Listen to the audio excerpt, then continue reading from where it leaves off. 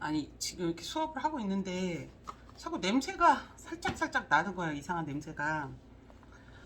그래서 계속 이렇게 봤는데 깜짝 놀란 게요. 우리 왜 그 멀티탭 있잖아요. 진짜 여기 지금 멀티탭이 여러 개가 꽂혀져 있는데 한쪽 멀티탭에서 스물스물 연기가 이렇게 막 나는 거야. 그러면서 이제 여기서 냄새가 이렇게 올라온 거지. 아, 한번처럼 큰일 날 뻔했네요. 불날 뻔했네요. 아이 깜짝이야. 놀랐네요. 자, 그래서 우리가 도매상이 하는 기능들, 그리고 도매상의 종류, 어떠한 도매상도 굉장히, 그러니까 세분화해서 일들을 하고 있다라는 겁니다. 자, 이제 우리가 볼 것은 소매상이에요. 자, 소매상은요, 우리가 알고 있는 그 스트릿, 거리의 뭐 상점들 볼 수 있죠. 자, 소매상은요, 개인적 혹은 비영리 목적으로 구매하려는 최종 소비자에게 제품이나 서비스 판매와 관련된 활동을 수행하는 유통기관을 말합니다. 따라서 소매상의 기능은 영리기업 또는 조직 구매자가 아닌 최종 소비자를 만족시키는 데에 있습니다. 메이커나 도매상도 소비자를 상대로 직접 소매 활동을 할 수는 있지만 소매상이라고 하지는 않습니다.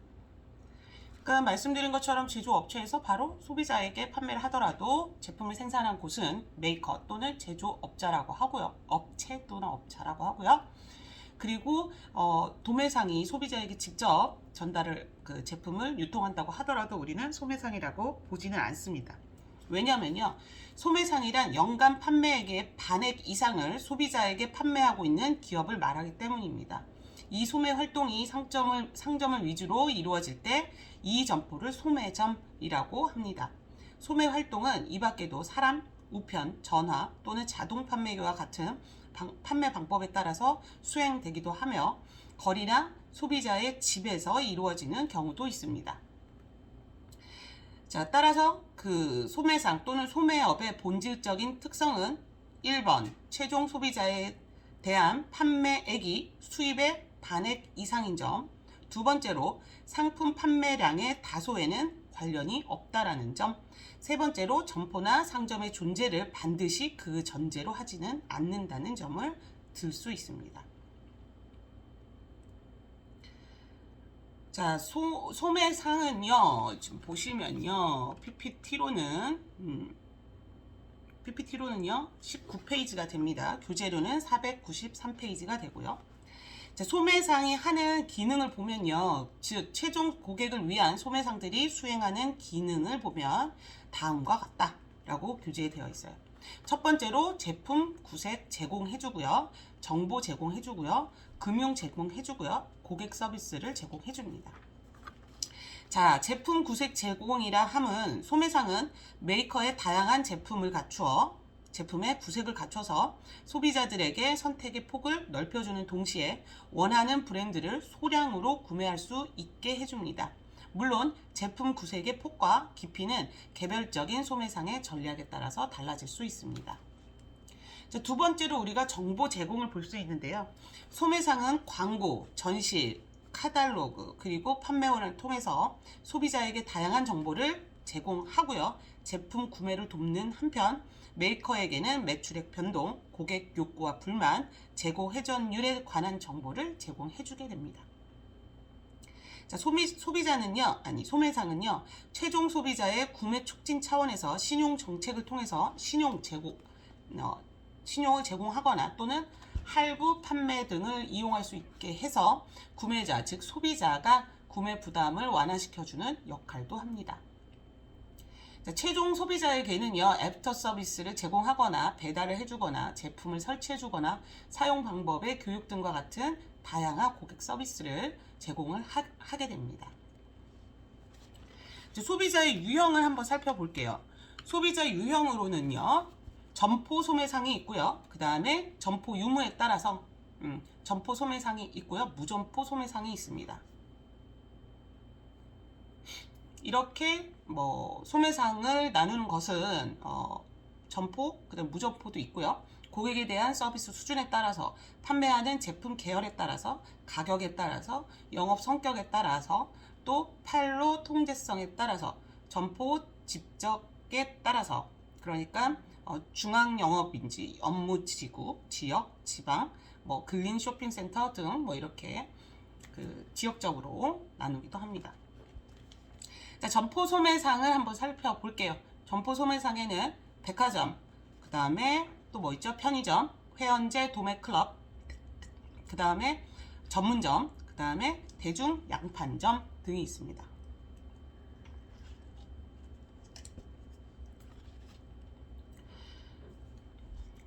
그 외에도 뭐 슈퍼마켓도 있고요. 점포가 있으면 되니까요. 할인점, 뭐 카테고리 킬러, 하이퍼마켓, 재래시장 등등이 있는데요. 백화점은요, 아시죠? 한 건물 안에 의식주에 관련된 여러 가지 상품을 부문별로 진열하고요. 조직 판매하는 대규모 소매상을 말을 하죠. 그래서 거의 기업 같은 느낌의 그러한 소매점. 자, 보시면 백화점은요, 잡화점과 비슷하기는 한데요. 부문별 조직에 의해서 매입 판매 관리를 함으로써 다양한 상품의 판매 업무를 과학적이고 합리적으로 처리할 수 있는 점이 그런 경영 규모 이런 것들이 잡화점과는 조금 다르죠. 자, 슈퍼마켓입니다. 슈퍼마켓은 식료품을 중심으로 일용 잡화류를 판매하는 셀프 서비스 방식의 대규모 소매점을 말합니다. 자, 슈퍼마켓은요, 미국에서 1930년대에 크게 발달을 했고요. 이렇게 1930년대에 슈퍼마켓이 크게 성공을 이룬 이유를 살펴보니까 불경기에 따른 소비자들의 가격 의식이 좀 변화가 됐고요. 또 자동차들을 많이 보유하게 되면서 구매 거리가 짧아지게 되죠. 또 냉동 기술이 발달했고요. 포장 기술이 발달해서 사전 판매가 가능했고 셀프 서비스와 체크아웃 방식에 의해서 인건비도 절약할 수 있었기 때문에 슈퍼마켓이 크게 성공을 이루었다. 자, 세 번째로 편의점입니다. 편의점은요, 컨비니언스 스토어가 있고요. 컨비니언스라고 나누어져 있는데 미국에서 시작이 되었습니다. 편리함, 그 다음에 뭐 소량을 구매할 수 있는, 그리고 또 장시간, 뭐 24시간 편의점들 많잖아요. 그죠? 자, 뭐 우리나라에는 뭐 세븐일레븐, 미니스토어, 그 다음 CU 뭐 이렇게 있죠. 자, 그 다음으로 볼 것은 할인점입니다. 자, 할인점은요, 대량 판매 방식을 이용을 하는데요. 시중보다 20에서 30% 정도 낮은 가격으로 판매하는 유통업체입니다. 철저한 셀프 서비스에 의해서 대량 판매 방식을 이용해서 시중 가격보다 싸게 20-30% 저렴하게 판매를 하고요. 종합 할인점이라고도 합니다. 농산물에서 공산품에 이르기까지 다양한 상품을 구비해서 회원제 창고업도 함께 유통업체를 주도하고 있습니다. 뭐 대표적으로는 뭐 테스코, 홈플러스, 뭐 이마트, 롯데마트 뭐 이런 것들이 있겠죠. 뭐 미국에는 월마트, 타겟 등등이 있을 거고요. 그 다음으로 보실 소매점은요, 회원제 도매클럽입니다. 회원제 도매클럽은요, 현금 판매, 무배달, 창고형이고요. 팔레트라 그래서 예쁜 그런 선반이 아니고 짐을 이렇게 선적할 때 쓰는 큰 그러한 팔레트로 그냥 대량으로 판매를 하죠. 그래서 단 뭐 배달을 해주거나 뭐 이러지는 않아요. 그 원래는 유럽에서 이러한 그 창고형 그러한 점포들이 시작이 되었고요. 미국에서 1960년대에 프라이스 클럽이라는 그러한 창고형 그런 회원제를 통한 도매 클럽이 시작이 됐고, 뭐 샘스 클럽이 있고요. 뭐 프라이스 클럽, 뭐 카스코, 그러니까 코스트코 우리나라에 뭐 킴스 클럽 뭐 이런 것들이 거기에 포함이 됩니다. 카테고리 킬러라는 것은요, 카테고리 어떠한 부분을 킬러 잡는다는 얘기잖아요. 전문 할인점이라고 합니다. 이런 전문 할인점은요, 특정 상품 카테고리를 깊게 취급하고요. 그 상품에 대해서 할인점보다 더 낮은 가격으로 판매하는 업체를 카테고리 킬러 전문 할인점이라고 합니다. 그 예로는요, 뭐 예를 들어서 특정 상품군에 특화된 그래서 그 부분만 깊이 있게 할인해서 판매하는 그러한 점포들을 이야기를 하는데요. 토이저러스 있죠. 토이저러스도 있고 홈디포, 그 다음에 뭐 베스트바이, 그 다음에 베스트바이는 이제 뭐 전자제품들, 그 다음에 뭐 토이저러스는 장난감, 그 다음에 오피스디포는 문구류들 그렇게들 있습니다. 홈디포는 이제 집에서 필요한 공구들이나 이런 것들 있죠. 그런 것들을 한 분류를 그것만 굉장히 깊이 있게 판매를 하는 그러한 소매점들을 이야기를 합니다. 다 대중 양판점이라고 하는 것은요, 소비 빈도가 높은 식품만을 제외해요. 식품을 제외하고 잡화 의류를 주로 취급하는 종합 소매점을 이야기를 합니다. 백화점보다 취급 상품이 적고요. 많은 상품에 대해 자사 브랜드를 사용하는 그런 대형 소매 업태로요. 뭐 JC페니 미국에요. JC페니, 그 다음에 시어즈 로박, 그 다음에 몽고메리 우드, 뭐 이러한 소매점들이 사실은 가보면 정말 다 오시고, 그리고 뭐 식품은 없어요. 그런데 이제 그러한 소비 빈도가 좀 적지만 뭐죠? 식품만을 제외한, 그래서 백화점과 굉장히 흡사한, 이게 백화점인가? 라고 생각이 들 거예요. 가보시면. 그런데 식품은 제외되어 있다. 그게 차이점입니다. 자, 하이퍼마켓은요, 슈퍼마켓하고 종합 할인점을 혼합시켜 놓은 거예요. 회원제도 아니고요. 현금 결제만 가능하고요. 그 다음에 대신에 그 회원제 도매클럽은 굉장히 대량으로 구매를 해야 된다라면 이러한 하이퍼마켓은 낮게 판매도 가능하다라는 겁니다. 그래서 예전에 있었는데 우리나라에선 철수했거든요. 까르푸라고 있었고요. 뭐 일본의 세이유, 다이유 뭐 이러한 그런 점포들을 하이퍼마켓이라고 합니다. 자, 전문점은요, 일종 또는 관련 상품만 판매를 합니다. 그래서 백화점에서 다양한 종류의 상품을 부문별로 판매하고 있는 것과 달리 전문점에서는요, 취급 상품의 범위가 한정되고 전문화되어 있습니다. 그 다음에 이제 우리가 아는 게 시장이죠. 전통시장, 재래시장인데요. 재래시장은 입지 자체가요, 도심이나 그러니까 인구 밀집도가 높은 지역에, 번화가 지역에, 이런 지역에 입지를 하고요. 특히 개발 잠재력은 높으나 토지 이용률이 낮고 낡은 건물들이 많죠. 또 시설이 약간 노후되고 부대 시설이 거의 없죠. 주차 같은 거 잘 안 되고요. 그리고 이렇게 인구 밀집도가 높고 번화가 지역에 있기 때문에 주차 공간 당연히 없을 수밖에 없고 교통체증 심하고요. 그 다음에 현대적인 대형 그러한 이러한 슈퍼마켓이나 편의점, 뭐 할인점들보다 영업 효율이 좀 떨어지는 편입니다. 자, 이제 점포를 가진 소매상들을 살펴봤고요. 지금 살펴볼 것은 무점포 소매상들입니다. 자, 무점포 소매상들은 우선 첫 번째로 방문 판매 있고요. 방문 판매 있고요. 홈쇼핑, 텔레마케팅, 뭐 자동 판매기, 통신 판매까지 됩니다. 점포 없이 고객과 직접 거래하는 방식인데요. 하나하나를 살펴보면요. 방문 판매 먼저 볼게요. 방문 판매는 상품의 판매업자 또는 용역을 유상으로 제공하는 업이고요. 이러한 것을 업으로 하는 사람이 영업 장소 외의 장소에서 방문, 가가호호 방문 등의 방법을 통해서 상품을 판매하거나 용역을 제공하는 것을 우리 방문 판매라고 하고요. 뭐 학습지나 또는 화장품 등이 많이 방문 판매로 유통이 됩니다. 화장품 회사들은 워낙 예전부터 지금까지도 방문 판매를 계속 고수하고 있는데요. 뭐 이런 경우도 있어요. 터퍼웨어라 그래서 미국의 주방 그런 기업인데 여기에서는 이제 파티 같은 걸 열어요. 파티 같은 걸 열어서 사람들을 초대를 하고 주방용품이나 아니면은 뭐 그릇 이런 것들을 거기서 판매를 하는 겁니다. 파티를 하게 되면 당연히 음식이 나올 거고요. 음식을 준비하면 당연히 그릇에 담거나 음식을 하는 모습도 보여주면서 파티도 즐기고 그렇게 소비를 이끌어 가는 거죠. 그래서 실제로 지금 뭐 유튜브나 아니면 뭐 블로그, SNS를 보면요, 요리하시는 분들 있잖아요.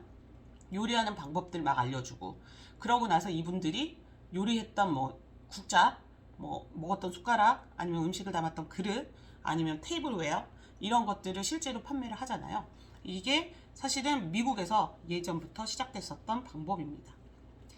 자, 두 번째로 여러분들도 많이 보셨을 텐데요, 홈쇼핑입니다. 홈쇼핑은 통신 판매에서 조금 더 진보한 방법으로요, 가정이나 사무실에서 전화나 텔레비전 또는 인터넷 통신망을 이용해서 상품을 구매하는 무점포 소매상이죠. 자, 홈쇼핑의 장점은요, 제품에 대한 정보를 자세하게 전달해서 고객으로 하여금 구매에 따른 위험을 줄이고요, 동시에 장소적 그리고 시간적 제약을 받지 않고 쇼핑을 할 수 있다라는 점입니다. 홈쇼핑은요, 제품의 기획, 그다음 물류 시스템, 그다음에 반품 정책, 이런 것들을 다 제공을 해야 되는 그러한 그 소매상이 됩니다. 그래서 그 홈쇼핑에서 구매를 하신 적이 있으신가요? 홈쇼핑에서 구매를 했을 때 가장 좋은 점이 무료 반품이잖아요. 그죠? 신중하게 구매를 하셔서 이렇게 반품은 될 수 있으면 안 하시는 게 좋겠습니다. 그게 소비자 입장에서는 번거로움을 줄이고요, 신중한 선택을 하니까 이제 뭐 반품도 안 해도 되고, 뭐 반품 신청도 안 해도 되고, 뭐 이런 게 있으니까요. 제조업자 층에서는 재고에 대한 부담이 발생하기 때문에 좀 제품을 구매할 때는 고민해서 구매하는 걸로 합시다요. 자, 텔레마케팅은요, 전화 판매 방식이죠. 그래서 소비자의 구매 이력 데이터베이스를 근거로 해서 과학적인 마케팅 방법입니다. 그러니까 텔레마케터들 많이 전화 오죠. 그러면 분명히 제가 어떤 제품을 구매를 하기 위해서 광고를 받다거나, 아니면 뭔가를 위해서 그 제3자에게 그런 번호를 제공을 하겠다는 거에 클릭할 수밖에 없는, 그래서 그러한 그 소비자들의 군을 나눠서요, 그리고 나서 전화를 합니다.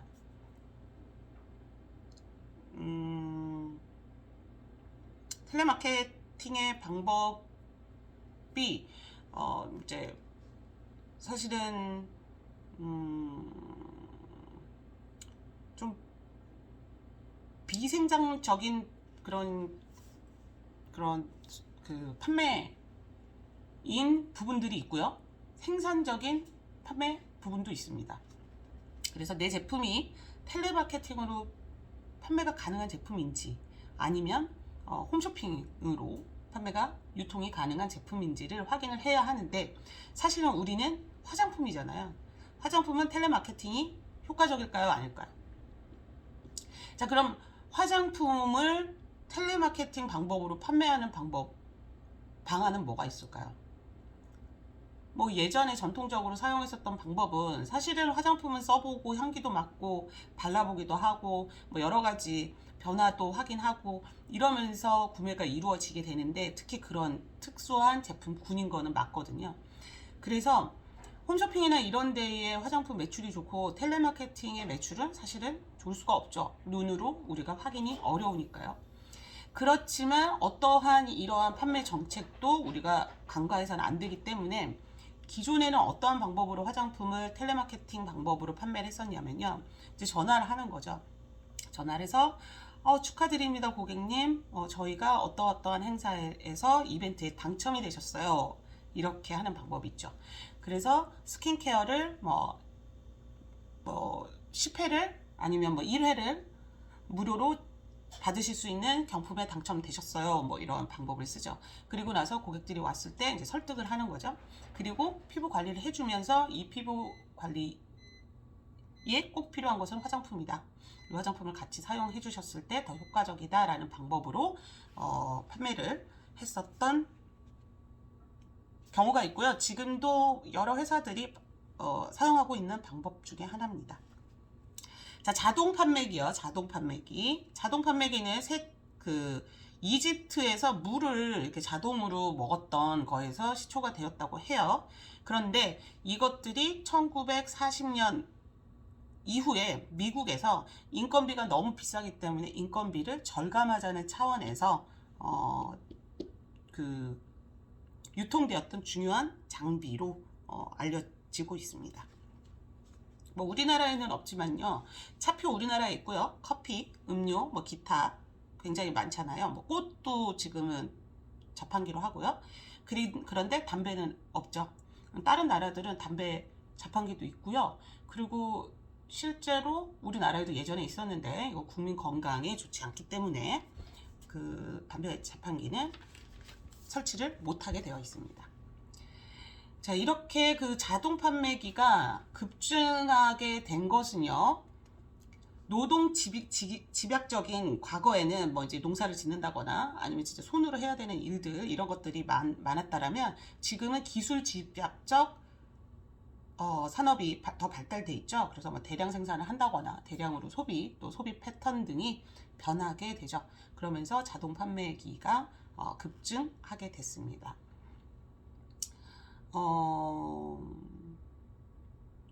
자동 판매기가 해주는 역할은요, 뭐 그런 거 있겠죠. 인력이 부족했을 때 좀 완화시킬 수 있고요. 24시간 무인 판매가 가능하니까요. 또 현금이 지금은 카드도 많이 들어갔지만 예전에는 현금 그 동전만 또는 지폐만 가능한 자판기도 많았고 아직도 그러한 자판기들이 많이 있잖아요. 그래서 현금 판매에 대한 자금 회전이 좋다. 또 창업을 할 때, 운영을 할 때 소자본으로 가능하다. 또 좁은 장소에서도 가능하다. 또 이런 새로운 그 자판기가 길거리에 있거나 뭐 어디 공공기관에 있거나 그러면 신기해서 이렇게 한번 보게 되잖아요. 처음 보는 자판기들은. 그런 자판기 보셨어요? 그거는 이제 자판기 플러스 이제 기계화가 된 건데 컵을 이렇게 넣으면 로봇가 컵을 가져가서 그죠? 그리고 나서 물론 이거는 자판기 시스템을 로봇이 해주는 경우인데 이제 자판기가 하는 역할이 있고 또 로봇이 대신 AI가 해주는 역할이 점점 커지게 될 거예요. 지금도 뭐 그 키오스크가 주문을 대신 받아주는 것처럼 그래서 거긴 되게 신기했던 것 같아요. 컵을 삽니다. 동전을 넣어요. 그래서 커피 거기다 놓으면 로봇가 컵을 가져가서 커피를 내리고 다시 커피를 갖다 줘요. 이런 일련의 과정들을 커피를 기다리는 동안 그 로봇이 하는 행동들, 그 일하는 모습들을 또 즐길 수 있는 거죠. 뭐 이러한 자판기도 나오고요. 자, 그래서 이러한 자판기 있고요. 그 다음에 통신 판매 있습니다. 통신 판매는 어떻게 해요? 카탈로그를 보고 상품을 선택하는 방법이에요. 그 상품의 실물은 절대 보지 않은 채 성내되는 사게 되는 구매하게 되는 그러한 판매 방식이고요. 따라서 카탈로그의 상품 설명 내용이 소비자의 주목을 받을 만한 그러한 충분한 내용을 담고 있어야 합니다. 자, 그래서 오늘 우리가 바라본 것은요, 소매상, 도매상의 유통 물류 마케팅에 관한 부분입니다. 자, 그 기말 시험에 대한 내용을요, 다음 주 중에 예시 문제를 좀 드리도록 하겠습니다. 그래서 그 예시 문제들 중에서 시험은 한 6문제, 5문제에서 6문제 정도 출제가 될 거고요. 그리고 서술형과 그리고 주관식과 객관식이 섞여 있어요. 예시안을 한 20가지 정도 드릴 예정이니까요. 그 부분에 있어서만 좀 더 집중적으로 공부해 주시면 기말고사는 쉽게 해결하실 수 있을 거라 생각이 듭니다. 오늘 문제 중에서 기억하셔야 될 것은요. 유통 경로상의 힘의 원천에 대해서 기억해 주시고요. 주요 유통 경로 대안의 평가에 사용되는 평가 기준 보시고요. 유통 경로 목표 설정을 위해서 영향 요인 이런 거를 좀 중점적으로 공부를 해 보시면 서술형 문제를 해결하실 때 도움이 되시리라 생각이 듭니다. 자, 12차 수업 여기까지고요. 13주, 14주 차까지 온라인 진행하고 15주 차에는 대면으로 시험이 진행이 될 예정입니다. 중간고사 때 사실은 대면 시험이었는데 레포트로 대체가 돼서 기말 때는 꼭 대면으로 시험을 볼 수 있기를 기대해 봅니다. 수업 들으시느라고 고생 많으셨고요. 네, 다음 시간에 뵙겠습니다. 감사합니다.